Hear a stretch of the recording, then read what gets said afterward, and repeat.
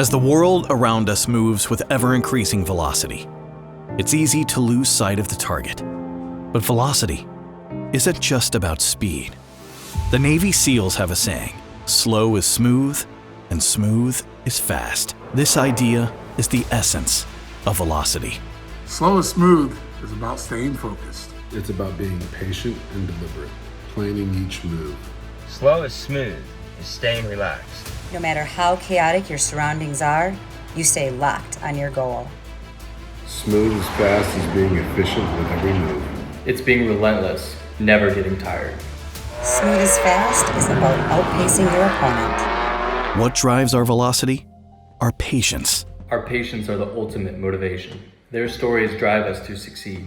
Before the iFuse surgery, I just thought, I'm gonna suffer forever. After my first iFuse, I noticed the pain level was going down, wasn't waking me up at night like it used to.